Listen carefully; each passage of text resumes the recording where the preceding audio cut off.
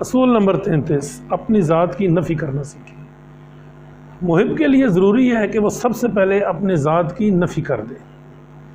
ذاتی نفی عدم کی ایک اعلیٰ ترین سطح ہے۔ اس سے مراد ہے کہ انسان اپنے آپ کو روحانی ادراک کی اس سطح تک لے جائے جہاں انسان ذات باری تعالیٰ کا درست ادراک کرنے لگتا ہے۔ اس کا ہونا یا نہ ہونا اس کے لیے کوئی معنی نہیں رکھتا، بلکہ ایک پتنگے کی طرح خود سے بے نیاز ہو کر عشق حقیقی کی شمع کے گرد دیوانہ وار چکر لگانے لگتا ہے۔ اس کا ہر عمل، ہر بات، ہر خیال کا واحد مقصد اپنے محبوب یعنی کہ رب حقیقی کی خوشنودی اور اطاعت ہوتا ہے۔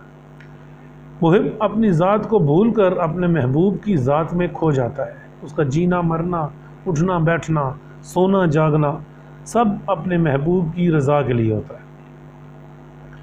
اپنے ذات کی نفی کا اعلیٰ ترین اصول انا و وہم سے ماورا ایک ایسا احساس پیدا کرتا ہے جو انسانوں کو اس مادی دنیا اور اس کے تمام تر بوجھ سے آزاد کرتے ہوئے ایک ہلکا پھلکا ہونے کا احساس کی نشاندہی کرتا ہے۔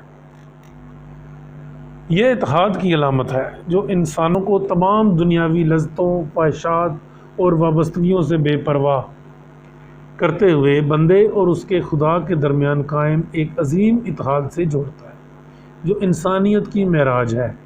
یہ عدم کی اعلیٰ ترین سطح یا ذات کی نفی ہی در حقیقت انسان کی موروثیت یعنی اس کے اللہ کے ساتھ موروثی تعلق کی یادگار ہے جو اس نے اپنی تخلیق کے فوراً بعد اپنی رضا سے قائم کیا تھا۔ اپنی ذاتی انا کو چھوڑ کر اور اللہ رب العزت کے سامنے سر تسلیم خم کرنے سے انسان یا سالک اپنی زندگی کے واحد مقصد اور حتمی حقیقت یعنی اپنی ذات کو اس کائنات کے گوہر حقیقی یعنی کہ ذات باری تعالیٰ میں ضم کر دیتا ہے۔ یہ اتحاد کی وہ عرفہ والا حالت ہے جہاں فرد یا سالک الہی ماخذ کے ساتھ اپنے موروثی تعلق کے لطیف احساس کو محسوس کرتا ہے اور تمام مخلوقات کے ساتھ وحدانیت کی احساس کا مشاہدہ یا تجربہ کرتا ہے۔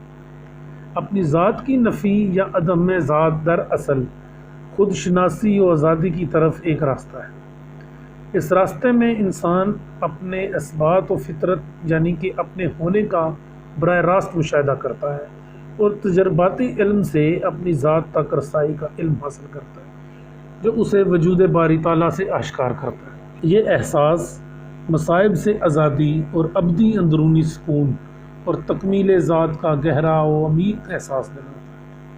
اپنی ذات کی نفی یا عدم ذات ذہن انسانی میں سے انا پرستی کا مادہ زائل کرتے ہوئے اسے ابدی سچائی کی پہچان کرنے کی صلاحیت عطا کرتا ہے، جس سے انسان اپنے وجود کے اندر موجود اپنے خالص الوجود اور خالص شعور کے دائرے میں داخل ہو جاتا ہے۔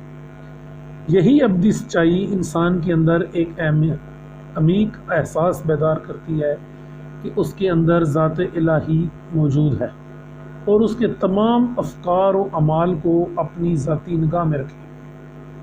یہ تصوراتی سمجھ سے بالاتر ایک حالت ہے جو انسان کو عاجز اور حدود الہی کے دائرے میں رکھتا ہے۔ اپنے ذات کی نفی یا عدم ذات کا احساس انسان کو سلوک کی راہ میں ہتھیار ڈالنے، عقیدت اور غور و فکر کرنے کی ترغیب دلاتا ہے۔ اس کے لیے اپنی ذاتی مرضی و خواہشات اور ذاتی انا سے نکل کر اپنے حقیقی رب کی مرضی کے تابع ہونے اور ذات باری تعالیٰ کے لیے گہری عقیدت محبت پیدا کرنے کی بے حد ضرورت ہے۔ اس طرح کے طریقوں کو بروکار لاتے ہوئے سالک اپنے آپ کو اللہ تعالیٰ کی رضا کے مطابق تبدیل کرتا ہے اور ہمہ وقت اللہ جل شانہ کے فضل و رحمائی کا منتظر رہتا ہے۔ اپنے ذات کی نفی یا عدم ذات کا نظریہ ایک انتہائی عمیق نظریہ ہے جسے اکثر ناقابل فہم اور بیان کی حدود سے ماورا سمجھا جاتا ہے۔ یہ ایک تجرباتی یا مشاہداتی کیفیت ہے جسے صرف دانشورانہ اور صوفیانہ فہم کے ذریعے ہی سمجھا جا سکتا ہے۔ مثال کے طور پر ایک برتن کی اہمیت اس کی خوبصورتی اور سجاوٹ سے کئی گنا زیادہ اس کے اندر کا خالی پن ہے، یعنی کہ اس کے اندر پانی یا شربت کی کتنی مقدار سما سکتی ہے۔ اس برتن کی طرح ہمارے اندر کا خالی پن یا ہماری عدم ذات کا احساس ہی دراصل ہماری اہمیت بڑھاتا ہے۔ ہمارا علم ہماری عاجزی و انکساری اور اپنی ذات کی نفی ہی ہمارے ہونے کا پتہ دیتی ہے۔ یہ نظریہ ہی ہمیں ہماری زندگی کا مقصد اور معنی سمجھاتا ہے اور ہمیں ایک عظیم ذات کے ہونے کا احساس دلاتا ہے۔ یہ نظریہ ہمیں ہمارے ارد گرد کے شور و غوغا سے بے نیاز کر کے ابدی سکون و اطمینان کی اعلیٰ روحانی کیفیت دلاتا ہے۔